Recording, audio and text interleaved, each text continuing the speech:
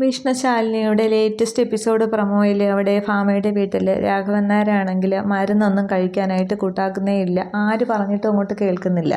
അന്നേരം ഭാമ ഇങ്ങനെ പറയുമ്പോൾ ശിവനാണെങ്കിൽ രാഘവൻ നായരുടെ അടുത്തേക്ക് ചെല്ലുന്നുണ്ട്. എന്നിട്ട് ആദ്യം കൊടുക്കുമ്പോൾ കഴിക്കുന്നതൊന്നുമില്ല. അന്നേരം ശിവൻ പറയുകയാണ്, അച്ഛൻ ഇപ്പോൾ കഴിക്കുന്ന മരുന്ന് അസുഖമൊന്നും വരാതിരിക്കാനുള്ള മരുന്നാണ് എന്നിങ്ങനെ പറയുമ്പോൾ ആണോടാ മക്കളെ എന്നും പറഞ്ഞിങ്ങനെ നോക്കിയാണ്. അന്നേരം എപ്പോഴും ഹെൽത്തി ആയിട്ടിരിക്കാനുള്ള മരുന്ന് എന്നിങ്ങനെ പറയുമ്പോൾ അല്ല കൊച്ചുകുട്ടികൾ അനുസരിക്കുന്ന എന്ന പോലെ ആ ഒരു അനുസരണയോടെ കേട്ട് നിൽക്കുന്നതെന്ന പോലെ രാഘവൻ നായർ ഇങ്ങനെ ശിവൻ പറയുന്നതൊക്കെ ശ്രദ്ധിച്ച് എങ്കിൽ കഴിക്കാമെന്നും പറഞ്ഞിങ്ങനെ തലകുലുക്കി നിൽക്കുകയാണ്.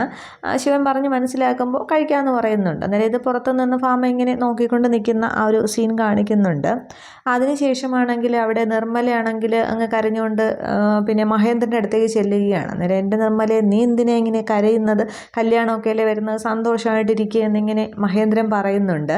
അതിനാണെങ്കിൽ നിർമ്മല വിഷമിച്ച് പറയുകയാണ്, എൻ്റെ മഹിയേട്ട നമ്മുടെ ചന്ദ്രയെ എങ്ങോട്ട് കാണാനില്ല, എവിടെ പോയതാണെന്ന് അറിയില്ല, അപ്പോൾ പിന്നെ ഞാൻ എന്താ ചിരിച്ചുകൊണ്ട് നിൽക്കണമെന്നാണോ മഹിയേട്ടൻ പറയുന്നത് എന്നിങ്ങനെ പിന്നെ നിർമ്മല ചോദിക്കുമ്പോൾ പിന്നെ മഹേന്ദ്രൻ ഒന്ന് ഷോക്കായിട്ട് നിൽക്കുകയാണ്. കല്യാണമൊക്കെ ഉറപ്പിച്ച് പെണ്ണിനെയും കാണാനില്ല എന്ന് പറയുമ്പോൾ ആകെ ഒന്ന് ഷോക്കായിട്ട് മഹേന്ദ്രൻ ഇങ്ങനെ നോക്കി നിൽക്കുന്നു. സ്വാമി അന്തം വിട്ട് നിൽക്കുകയാണ്.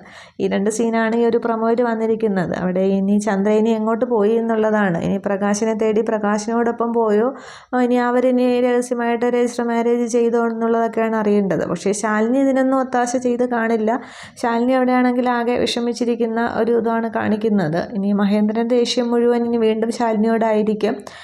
മകനാണെങ്കിൽ ശാലിനിയുടെ കൂടെ അവിടെയുണ്ട്. ഇപ്പോൾ പിന്നെ വളർത്തുന്ന അനിയമ്മനെ പോലെ കാണുന്ന പയ്യനാണെങ്കിൽ മകളെയും കൊണ്ടുപോയി എന്നാകുമ്പോൾ ആ ഒരു ദേഷ്യം കൂടത്തേ ഉള്ളൂ. ഇനി അതിൻ്റെ പേരിൽ എന്തൊക്കെ പ്രശ്നങ്ങൾ ശാലിനിക്ക് നേരിടേണ്ടി വരും എന്നുള്ളതൊക്കെയാണ് അറിയേണ്ടത്.